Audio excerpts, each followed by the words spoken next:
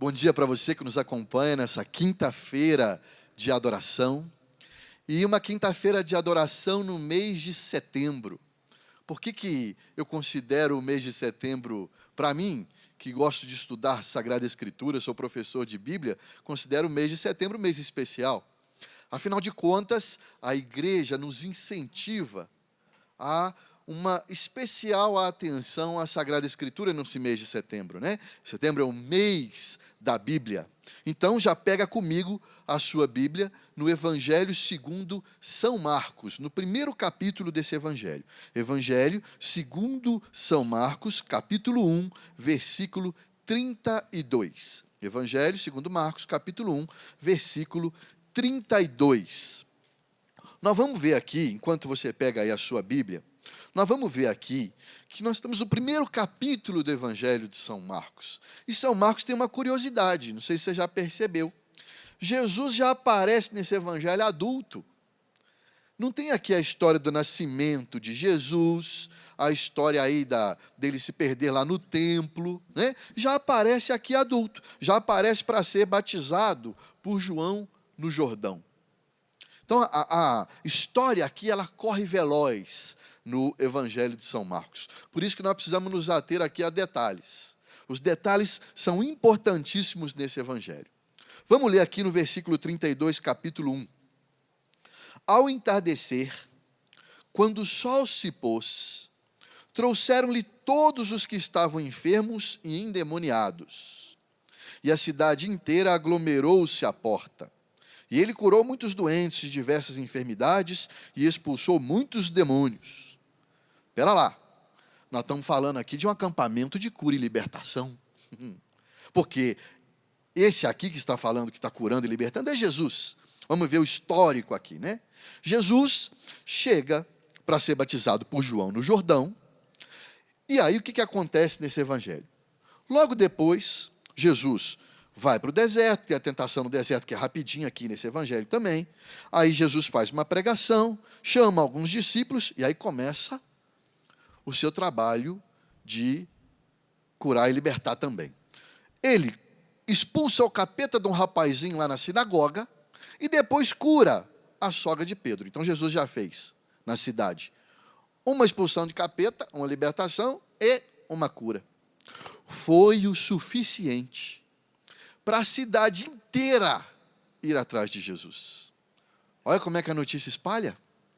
Quando é cura, quando é libertação, a notícia, corre veloz. Porque foi isso que aconteceu, nós estamos no primeiro capítulo.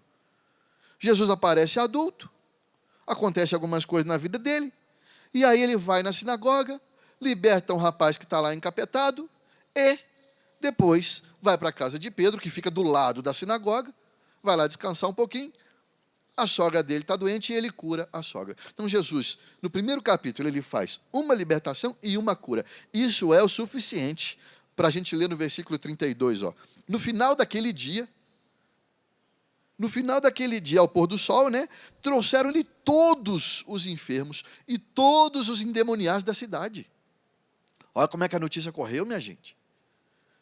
Olha só, fala assim, tem alguém que está curando aí, tem alguém que está libertando. Vamos todo mundo, a cidade inteira, versículo 33. Olha, a cidade inteirinha estava na porta da casa de Pedro.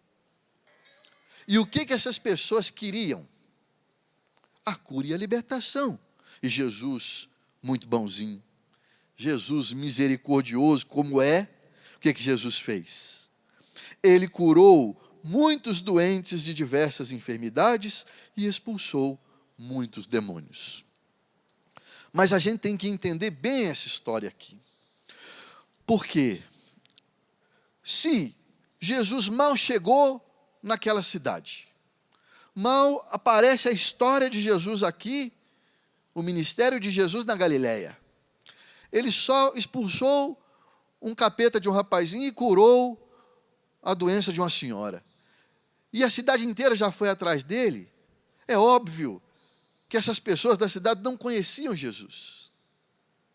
É óbvio que as pessoas da cidade só queriam aquilo que imediatamente Jesus poderia oferecer a elas, que era a cura e era a libertação.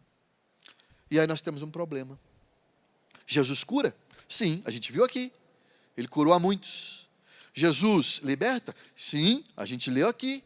Jesus liberta. Mas o problema não está em Jesus. O problema está em nós. Quando nós, não conhecendo Jesus direito, nós vamos atrás dele só por aquilo que ele pode nos oferecer imediatamente. Senão nós vamos ficar igual uma conhecida minha, que uma vez lá na minha cidade, lá em Minas Gerais, lá em Viçosa, Minas Gerais, foi um padre lá, que era conhecido por ter o dom da cura. E aí ele lá, numa das paróquias da cidade, ele foi lá rezar com o povo. E claro, estávamos todos lá. E aí ele falava assim, você tem dor de cabeça? Levanta a mão, vou rezar para você. Aí tinha essa pessoa na minha frente, que eu conheço ela, né, amigo da nossa família. Você tem dor de cabeça? Ela levantava a mão. Aí o padre rezava. Agora levanta a mão quem tem dor de coluna. Ela levantava a mão também. Aí rezava. Agora quem tem dor no joelho. Ela levantava a mão também. Agora quem tem problema no rim. Ela levantava. Tudo ela levantou a mão. E eu falei assim, aí eu não aguentei. Eu falei, minha filha, vem cá. Eu acho que você está morta e esqueceu de cair. Porque não é possível. Você tem tudo isso mesmo que ele está falando? Ela falou assim, se eu tenho, não sei. Mas eu vou sair daqui novinha em folha. Eu acho que ela estava mais preocupada com o plano de saúde do que com a cura. E às vezes a gente corre esse risco, como eu acredito que esse povo aqui estava fazendo. Você já reparou que algumas vezes que Jesus cura ou liberta alguém nos evangelhos, ele manda a pessoa ficar caladinha? Ele cura a pessoa, o liberta e fala assim, mas não conta para ninguém. Sabe o que significa isso? É o chamado sigilo messiânico. Porque na época de Jesus, era comum existirem aí os curandeiros profissionais, os magos, os milagreiros.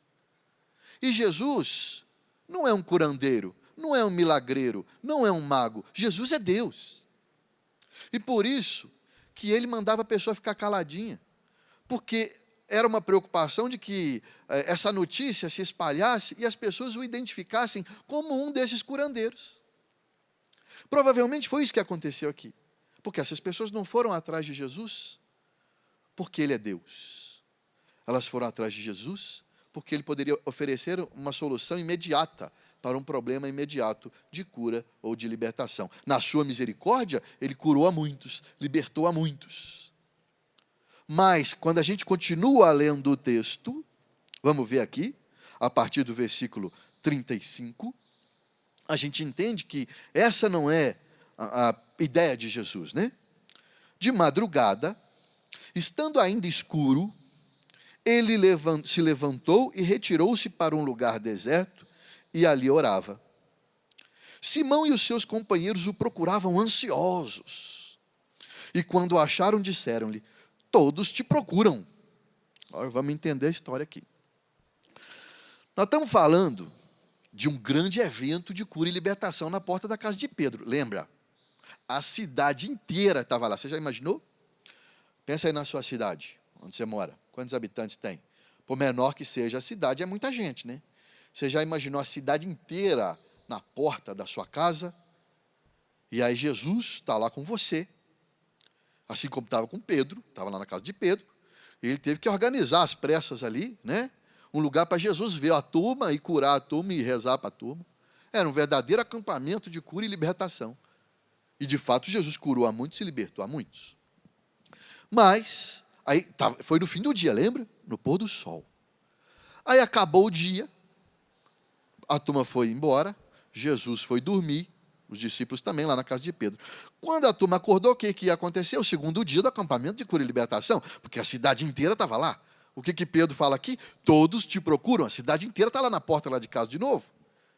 Só que quando eles vão chamar Jesus, o Ministério de Música já devia estar tocando, já devia estar lá fazendo animação, né? O acampamento começando, Pedro não é bobo nem nada, pegou pão, pegou peixe, começou a fazer, ele vendeu uns peixes lá atrás, montou uma barraquinha, começou a fazer uma muqueca, e aí começou o acampamento, a turma toda chegando, a cidade toda. Cadê Jesus? Entendeu por que eles estão ansiosos?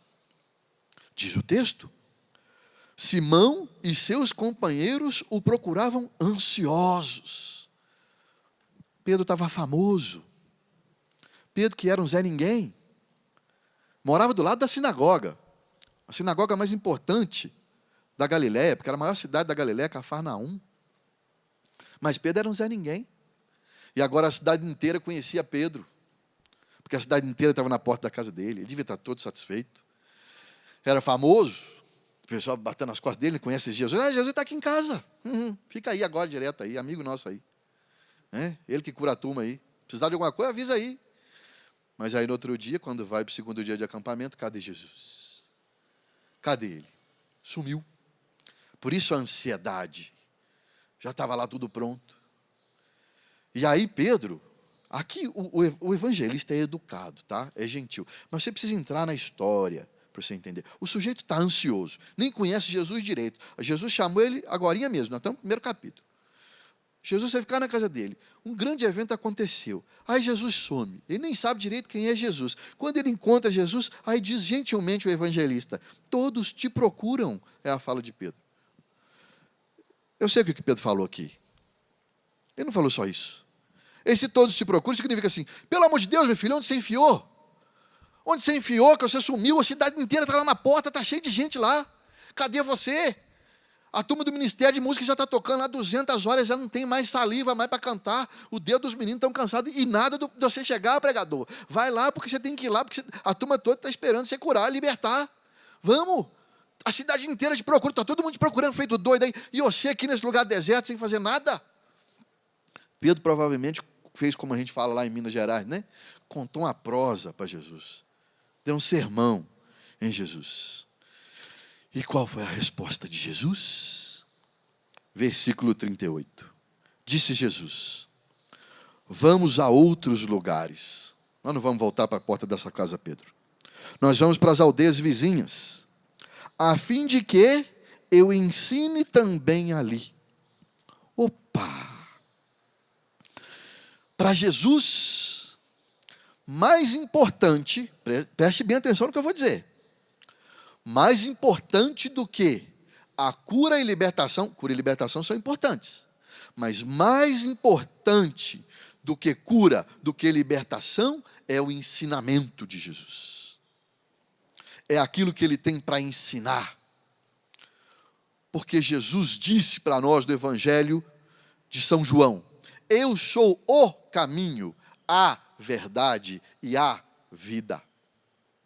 Jesus não é um curandeiro, Jesus não é um milagreiro, Jesus não é um mágico, Jesus é Deus. Porque provavelmente, muitas dessas pessoas aqui, que até receberam lá na porta da casa de Pedro cura, milagre, foram curadas, foram libertas, foram para casa sem saber quem é Jesus. Apenas que tinha um milagreiro, um curandeiro na casa de Pedro que fez isso aqui por mim agora. E não se comprometeram com o Cristo. E não entenderam que Jesus tem algo muito maior do que uma cura física, do que alguma libertação. Jesus tem vida e vida eterna a nos oferecer. Jesus tem salvação a nos oferecer. Um caminho, Ele é o caminho, uma vida nova a nos oferecer. Esse é o problema de quando nós vamos atrás de Jesus somente atrás daquilo que Ele pode nos oferecer imediatamente. E quando nós não vamos atrás de Jesus porque Ele é o Senhor, porque Ele é Deus. E, consequentemente, quando nós entramos no caminho do Cristo, no caminho que é o Cristo, as curas e libertações vão acontecendo na nossa vida. E mesmo se elas não acontecerem. Gente, veja o exemplo de tantos santos e santas na igreja. Vamos falar de uma santa brasileira? Vamos? O anjo bom do Brasil, a nossa querida Santa Dulce dos pobres. Santa Dulce viveu e morreu com muita dificuldade de respirar, com 20%, 30% da capacidade de respirar. Problema respiratório terrível. viveu com um problema de dores na coluna terríveis, que ela não conseguia dormir deitada, tinha que dormir durante anos, sentada numa cadeira de madeira. Se você vai lá no memorial dela em Salvador, você tem lá o quartinho dela lá preservado, né? A caminha intacta, mas do lado uma cadeira de madeira, porque ela não conseguia deitar. Foi uma pessoa que podia ter pedido para Deus a cura física. E a gente achar até justo, né? Por tudo que ela fez e agora faz, intercedendo diante de Deus por nós. Mas para quê? Ela era uma mulher que já tinha o coração curado. Uma mulher que tinha um coração liberto.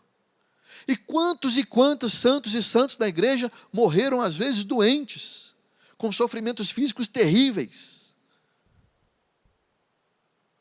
Mas tinha um coração liberto. O coração curado.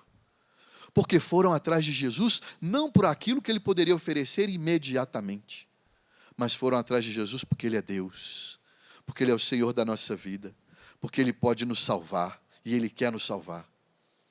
Ele quer nos convidar para um caminho, para que nos tornemos pessoas melhores.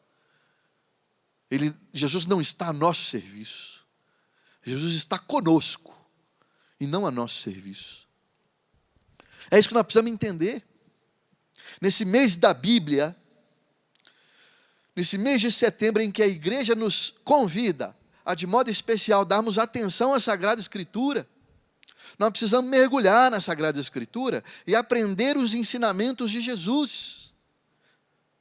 Jesus nos fala, é a palavra de Deus aqui, porque a palavra de Deus vai nos colocar neste que é o caminho. E quando nós estamos no caminho que é Jesus, nós sabemos que nós vamos encontrar no final. Vai ter dificuldade? Vai. Vai ter luta? Vai. Às vezes vai ter problema de saúde física a vida inteira? Vai. Vai ter uma luta para se libertar de algo que ainda a gente luta a vida inteira? Vai. O espinho na carne, que São Paulo também nos ensinou? Vai. Mas nós sabemos que no final nós vamos encontrar a graça de Deus. Nós vamos poder cantar aquilo que São Paulo nos ensinou. Olhos nenhum viram, ouvidos nenhum ouviram, coração nenhum sentiu aquilo que está reservado para os que creem em Deus. Ah, que coisa bonita, que coisa maravilhosa. Essa é a nossa esperança. Porque, gente, eu vou dizer a verdade para vocês. Nesses meus anos aí, caminhando por aí, pregando a palavra de Deus, eu já vi de tudo. Eu já vi cego voltar a enxergar. Eu já vi mudo começar a falar. Eu já vi surdo voltar a ouvir. Eu já vi paralítico andar. Graças a Deus, a única coisa que eu nunca vi foi defunto ressuscitar. Porque se também eu ver, eu vou correr e não quero olhar para trás. Mas eu já vi, por exemplo, muitos paralíticos voltarem a andar. Só que alguns deles também andaram tanto que nunca mais voltaram para a igreja. E aí? A perna está curada. Mas e o coração? Onde será que está? Deus queira que esteja junto de Deus e no bom caminho. Mas eu não sei. Então, por isso que, segundo a palavra de Deus, o ensinamento de Jesus é o mais importante. Por quê? A cura e a libertação, elas têm que ser consequência do ensinamento do Cristo. Porque se a gente continua aqui no texto, Jesus fala, né? Vamos para as aldeias vizinhas, a fim de eu ensinar também ali, porque foi para isso que eu vim. Olha o que Jesus fala, isso é muito sério. Eu não vim primeiro para curar e para libertar. Primeiro eu vim para ensinar a vocês o caminho, a verdade e a vida. E, consequentemente, vai acontecer libertação e cura na tua vida. Porque diz aqui, versículo 39. E Jesus foi então por toda a Galileia, ensinando nas sinagogas e expulsando demônios. Ou seja, primeiro ele vai para a sinagoga para ensinar. Como consequência do ensinamento de Jesus, o que acontece? Libertação. Ou vai dizer que não é assim? Você que está caminhando com Cristo na peleja, às vezes, aí, né? Você caminha com Jesus. E quando você olha para trás, depois de um tempo, você fala, nossa, aquilo que me afligia alguns anos atrás, hoje já não me aflige mais. Jesus já me libertou e às vezes eu nem percebi. É assim. Esse é o caminho do Cristo. Só que nós temos que fazer uma escolha. Que é a escolha de compromisso. como nesse mesmo evangelho fizeram alguns dos discípulos, já os primeiros chamados, né, por Jesus. Vamos voltar um pouquinho aqui nesse capítulo e vamos ver aqui quando Jesus chama os seus primeiros discípulos, tá? Vamos lá. Versículo 16 do primeiro capítulo. Caminhando junto ao mar da Galileia, Jesus viu Simão e André. Lançavam a rede ao mar, porque eles eram o quê? Pescadores. Não se esqueça disso, eles eram pescadores. E disse Jesus: vem e me segue, ou vinde em meu seguimento, e eu farei de vocês pescadores de homens. Olha que interessante isso aqui. Jesus chama os caras, e os caras imediatamente seguem Jesus. É o que a gente chama de seguimento imediato, né? São vários personagens bíblicos que, chamados por Deus no Antigo Testamento, ou chamados por Jesus nos Evangelhos, seguem imediatamente a voz divina, porque ela é irresistível. Para muitos, para outros nem tanto. Quando Jesus chama esses caras, o texto deixa claro, eles eram pescadores. Essa aqui é a maneira de mostrar a identidade desses caras.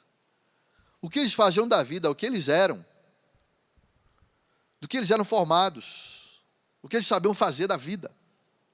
E Jesus, quando os chama, fala assim: olha, eu vou fazer de vocês pescadores de homens. Ou seja, vocês vão continuar pescadores. Mas agora, num outro nível, pescadores de homens. O que isso quer dizer? Que quando eu me decido pelo caminho do Cristo, eu não estou indo atrás dele apenas por aquilo que ele pode me oferecer imediatamente, eu estou indo por aquilo que Jesus é, que ele é Deus, eu decido segui-lo, ou seja, eu decido entrar no caminho dele, lembra? Eu sou o caminho, a verdade e a vida. Isso é seguir Jesus, é entrar no caminho do Cristo. Jesus não vai me mudar. Eu sou desse jeito. Eu falo cuspindo, né? Quem é meu aluno aí, tem os meus alunos aqui, até aqui tem alguns.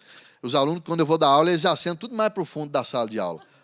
Porque, ainda mais as meninas que estão de chapinha, que diz que se molhar o cabelo, enrola tudo de novo, né? Eu já falo que eu não vou pagar chapinha de ninguém. Eles sentam tudo para o fundo. É bom dia que eu estou gripado, porque aí dá para ver o cuspe e dá para tirar, né? Porque está meio verde. Aí eles ficam sentam tudo para o fundo. Eu sou assim. Eu falo para caramba, né? Eu falo alto, eu falo, se amarrar minha mão eu não consigo falar, eu tenho que mexer a mão, mexer o braço. E tantas outras características. Eu sou pescador. Só que quando Jesus me chama, ele diz assim para mim: você vai continuar pescador. Eu não vou mudar você por completo, não vou te transformar numa outra pessoa, porque você foi feito assim por Deus. Não faz sentido, né? Perder também todas as características adquiridas até então. Jesus fala assim: mas eu vou te levar para um outro nível. Eu vou te fazer pescador de homens. Eu vou aperfeiçoar você. Eu vou melhorar você. Se você já é pescador, agora eu vou te fazer pescador de homens. As qualidades que você tem, eu vou melhorar. As características que você tem, muitas coisas, inclusive, que você acha que são defeitos, eu vou te mostrar que podem ser qualidades. Foi isso que Jesus fez. Eu tenho um livro sobre cura e libertação nas Sagradas Escrituras, que é o tema dessa pregação. Sobre isso, eu quero inclusive ler um trecho desse livro para vocês. Porque está bem legal aqui o que está no texto, né? Jesus apenas potencializa o que essas pessoas, os pescadores, elas já têm de positivo. Jesus não transforma em pessoas diferentes, mas Jesus nos transforma em pessoas melhores. Afinal de contas, aqueles pescadores foram criados por Deus com determinadas características, que forjaram a personalidade de cada um, inclusive a vocação de pescadores. Isso é aperfeiçoamento humano, isso é nos tornar melhores. Isso é nos encher de vida. Isso é mostrar para nós a nossa verdade, quem verdadeiramente nós somos. Por isso, Jesus é o caminho, a verdade e a vida. Esse é o convite de Jesus para nós. Aproveita esse mês de setembro. Estamos no final do mês de setembro. Aproveita esse incentivo do mês de setembro para mergulhar na Sagrada Escritura, para conhecer Jesus como Ele realmente é, e não só como alguém que você acredita que pode te fazer um favor, prestar um serviço para você. Não! Ele pode te tornar uma pessoa melhor, Ele quer te aperfeiçoar. É claro que tem gente que fica até com medo, né? Fala assim, nossa, mas eu tenho medo de seguir Jesus, Ele me transformar numa pessoa completamente diferente do que eu sou. Eu gosto de quem eu sou.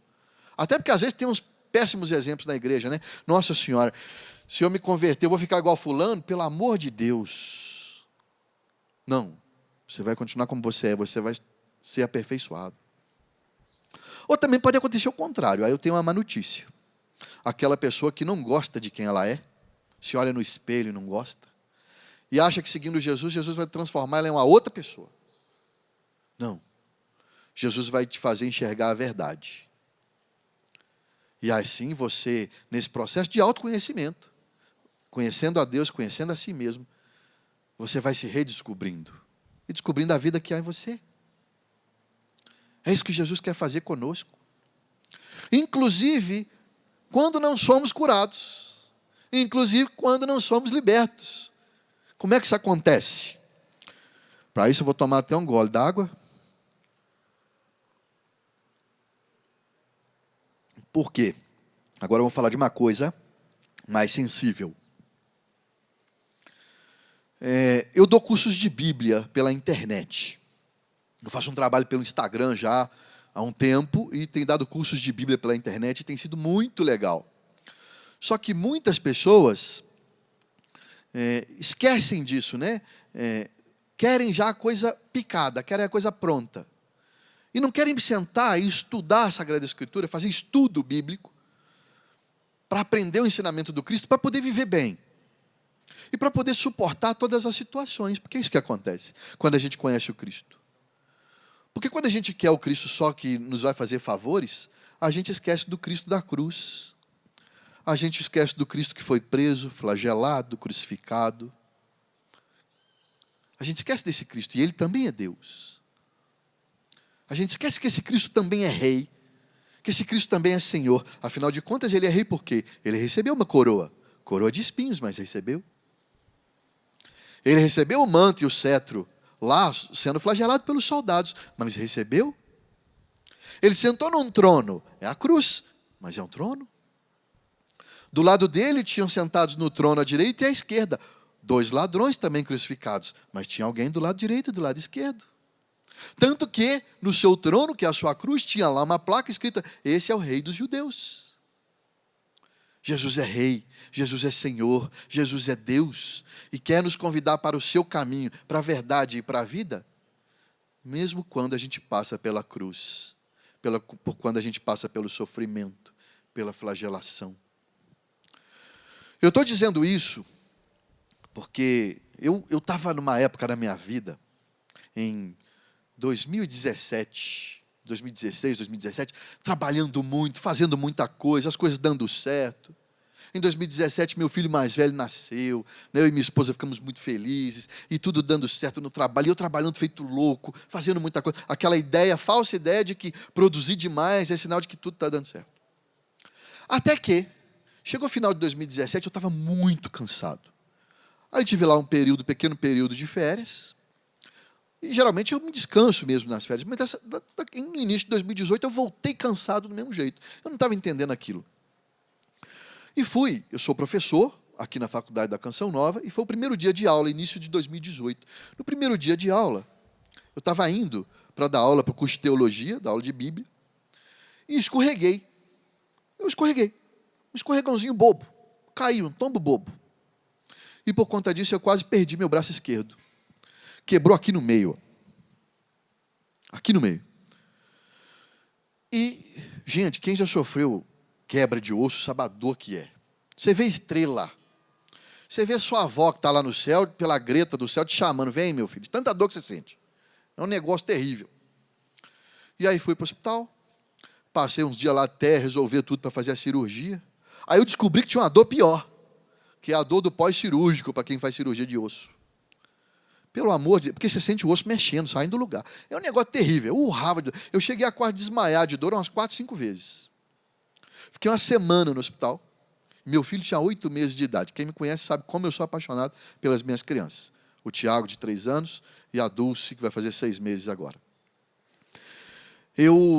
Minha tristeza quando eu cheguei em casa, depois de uma semana no hospital, era não poder pegar meu filho no colo, porque eu não tinha condições, porque doía muito. Era uma dor terrível, que foram 2, 3 meses de uma dor terrível. Porque você toma um remédio que ele faz a dor passar por 20 minutos, só que você só pode tomar ele de 6 em 6 horas. Então você imagina o que você aguenta. Só que quando eu cheguei em casa, com aquela dor física tremenda, eu vi que eu não estava bem também mentalmente, psicologicamente. Eu comecei a não conseguir racionalizar as coisas. Passei um dia muito mal, pedi ajuda para minha esposa que eu amo tanto. Eu me lembro que um dia, fazer um parênteses aqui, né? Eu amo tanto a minha esposa e cada vez mais, te amo, Camila, porque um dia ela dava banho em mim, porque eu não tinha condições de tomar banho sozinho. Ela cuidava de tudo, trabalhava o dia todo, cuidava de mim, cuidava do Tiago, que tinha 8 meses, deu conta de tudo nesse período. E um dia eu fui agradecê-la. Falei, Camila, não sei nem como te agradecer por tudo que você tem feito. Sabe qual foi a resposta dela? Eu me casei com você. É na saúde e na doença. Graças a Deus, né? Isso é casamento. Bom, mas a coisa vai piorar um pouquinho, porque aí eu perdi a noção de tudo, né? Eu não conseguia racionalizar. E falei, olha, minha família também me ajudou, uma irmã minha veio de Minas, a minha irmã Elisandra, que é a caridade em pessoa, estava aqui, imediatamente estava aqui com a gente. E me levaram numa psiquiatra. E aí eu fui diagnosticado por conta da vida que eu estava levando e nem sabia, eu fui diagnosticado com estresse altíssimo, depressão mediana e ansiedade. Veja, e além do braço, que estava terrível a dor. E isso foi janeiro de 2018, né, para ser mais exato.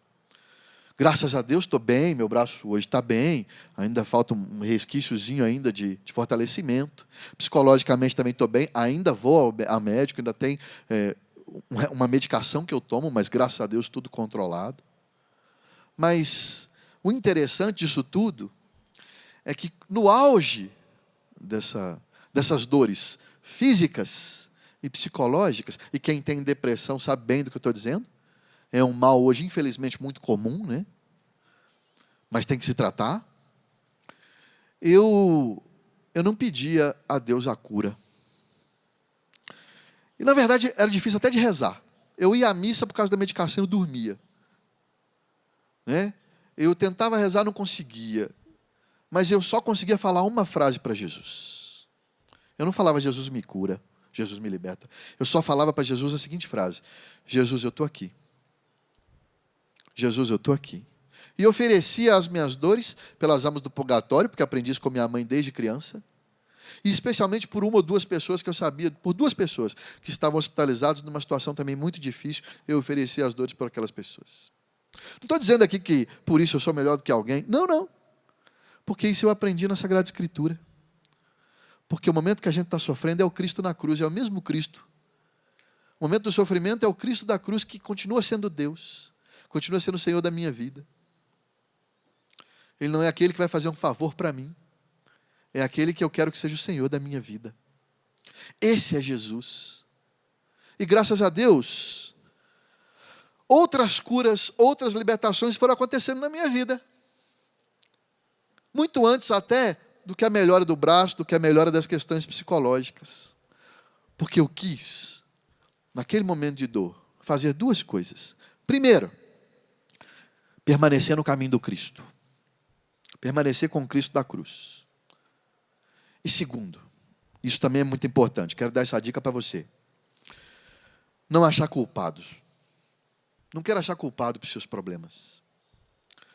Quando você acha, fica procurando, né, culpados para os problemas da sua vida, para os seus males físicos, para os seus males espirituais, psicológicos, você se perde porque você tira os olhos daquele que pode te ajudar, que é o Cristo. Você fica olhando para aquele que você está imaginando que foi o responsável por te fazer mal. Você fica igual Adão e Eva. Vamos lá no Gênesis. Adão e Eva fizeram o seguinte. Adão e Eva, quando cometeram o pecado original, olha o absurdo. Eva foi lá, convencida pela serpente, comeu o bendito do fruto que não podia, lembra? Aí Eva foi lá e convenceu Adão. Os dois comeram do fruto proibido. Deus, misericordioso como é, passeando pelo jardim, procura Adão. Fala: Adão, meu filho, vem cá, vamos conversar nós dois. Adão, eu estou sabendo aí que você comeu a fruta que não podia, meu filho. Foi isso mesmo? Adão, ao invés de assumir a responsabilidade e dizer: sim, Senhor, eu fiz o que não podia, Adão jogou a culpa até em Deus. Sabe o que Adão falou? A culpa é dessa mulher que o Senhor me deu. Olha o que Adão falou. Depois, Deus então falou: olha, você está botando a culpa nessa mulher que eu te dei, vamos lá falar com ela. Deus vai lá em Eva. Chega lá em Eva e fala assim: ô Eva, minha filha, estou sabendo que vocês comeram a fruta que não podia. Adão está falando aí que a culpa é sua. A culpa é sua, minha filha? O que você fez? Não, a culpa não é minha, não. A culpa é da serpente, foi ela que me convenceu. Está vendo? Eles não assumiram a responsabilidade deles, ficaram procurando culpados. E assim, se afastaram de Deus. Porque se tivessem talvez admitido: olha, nós pecamos, Senhor, nós erramos, nos ajude, misericórdia. Mas não, ficaram procurando culpados. Gente, a gente precisa entender que o sofrimento faz parte da vida humana. São os altos e baixos da vida. Assim é a vida humana. Mas é assim que nós temos que permanecer com Cristo, nos altos e nos baixos. Porque Cristo é Senhor no momento da glória e Cristo é Senhor no momento da cruz. Ele é o caminho, a verdade e a vida no momento da alegria, da satisfação, da bonança, mas é também caminho, verdade e vida no momento do sofrimento, no momento da tristeza, no momento da amargura. Isso é caminhar com Cristo. Isso é experimentar a vida. Isso é caminhar neste caminho que é o Cristo, e sem cruz não há ressurreição, e experimentar a vida eterna. Porque a gente sabe o que é, qual é o final deste caminho que é o próprio Cristo. É experimentar este caminho e não se afastar dele. Tem muita gente por aí que vive triste e não sabe por quê. Tem muita gente por aí que anda sem sentido na vida e não sabe por quê. Tem um texto bíblico, uma história na Bíblia, no Evangelho, que pode nos ajudar. É a do jovem rico. A história do jovem rico sempre me deixou encucado, como diz lá em Minas Gerais. Por quê? Era uma pregação que tinha tudo para dar certo, mas a gente sabe que deu errado no final. Tinha tudo para dar certo por quê? Primeiro, o jovem vai até Jesus, ou seja, o evangelizado vai atrás do evangelizador. Olha, já está mais fácil, né? Já pensou? Se todo mundo viesse atrás da igreja e querendo ser evangelizado, não ia ser mais fácil? Ele chega em Jesus e chama Jesus de mestre, ou seja, ele reconhece que Jesus pode ensinar sobre a lei de Deus. Está tudo indo muito bem. O evangelizado vai atrás do evangelizador, ele chama Jesus de mestre. E aí ele faz a pergunta certa para Jesus. Ele fala assim: mestre, o que eu faço para alcançar a vida eterna? Essa é a pergunta certa. Ele podia ter pedido favores, né? Lembra dos favores? Aqueles favores imediatos. Eu estou com um problema aqui, me cura. Eu estou com um problema aqui, me liberta. Eu estou com um problema financeiro, resolve para mim. Eu estou com um problema com meus filhos, resolve para mim. Não. Aquele jovem fez a pergunta certa: Senhor, como eu faço para alcançar a vida eterna? E Jesus falou assim: isso é fácil. Basta você seguir os mandamentos da lei de Deus. E aquele jovem surpreende, né? Ele fala assim: mas isso eu faço desde criancinha.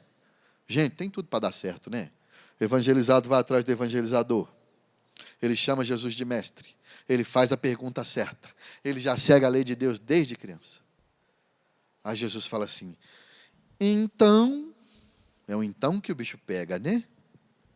Então, se você quer ser perfeito, pegue seus bens, venda tudo, pegue o dinheiro, dá aos pobres, vem e me segue. Diz o texto que aquele jovem foi embora triste, não se esqueça disso, porque possuía muitos bens, ou porque possuía muita riqueza, ou porque tinha muito dinheiro, vai variar da tradução. E é nesta tradução que está, talvez, a descoberta desse texto. Porque eu fiquei pensando, o fato dele ter dinheiro fez com que ele fosse embora triste, não seguisse Jesus? Dinheiro não é o problema. Isso aí foi, inclusive, meu estudo de mestrado em Bíblia. Tem até livro meu publicado pela Canção Nova sobre isso, Dinheiro à Luz da Fé. Tantos santos e santas que foram reis, rainhas muito ricos e foram santos. Santa Teresa d'Ávila falava, Teresa sem a graça de Deus não é nada. Teresa com a graça de Deus é muita coisa. Agora, Teresa com a graça de Deus e dinheiro, ninguém segura. Porque ela sabia muito bem o que ela ia fazer com o dinheiro. Ia fazer a caridade. Então o problema não era esse. Qual era o problema final?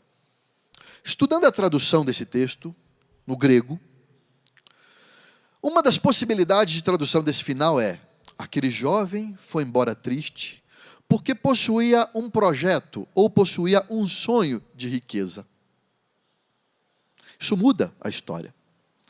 Pode ser que ele nem rico fosse, mas ele já tinha um projeto de vida. Ele já tinha um sonho de riqueza. A gente nem sabe se é riqueza financeira, pode ser.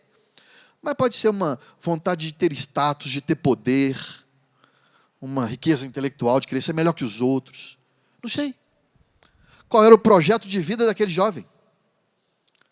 Mas o que eu sei é que ele não conseguiu abandonar o caminho em que ele estava para entrar no caminho do Cristo. E aí a gente sabe como ele foi embora, né? Aquele jovem foi embora triste. Porque ele não conseguiu, encontrando a verdade, que é o Cristo, se encontrou com a sua própria verdade, porque ele percebeu que ele já tinha um caminho escolhido na vida dele. Ele não conseguiu abandonar o próprio caminho, o projeto de caminho que ele tinha, para entrar naquele que é o único e verdadeiro caminho, que poderia dar a ele a vida, a verdade, a vida eterna, a salvação. E infelizmente aquele jovem foi embora triste. Se você anda triste por aí, sem saber por quê, repense os projetos da sua vida. Veja em qual caminho por qual caminho você tem andado. Escolha o caminho do Cristo, porque não há como servir a dois senhores. Ou você anda em um caminho, ou anda em outro caminho. Daqui a pouco nós vamos nos encontrarmos com Cristo na Eucaristia, na adoração ao Santíssimo Sacramento. É um momento agora de nós já rezarmos para nos prepararmos para este encontro com o Cristo, Ele que é o caminho, a verdade e a vida, e escolhermos o caminho do Cristo. Escolhermos Jesus não porque Ele pode nos oferecer alguma coisa imediatamente, mas escolhermos Jesus porque Ele é o único e verdadeiro caminho.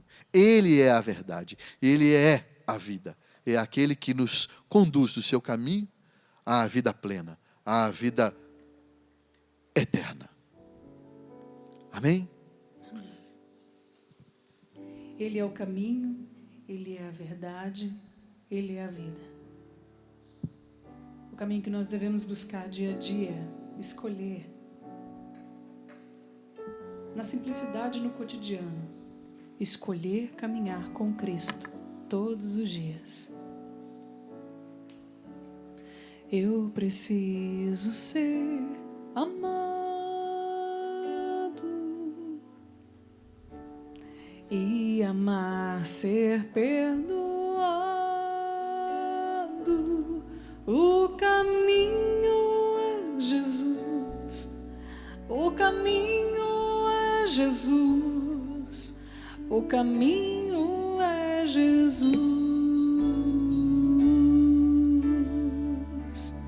o caminho é Jesus, o caminho é Jesus, o caminho é Jesus.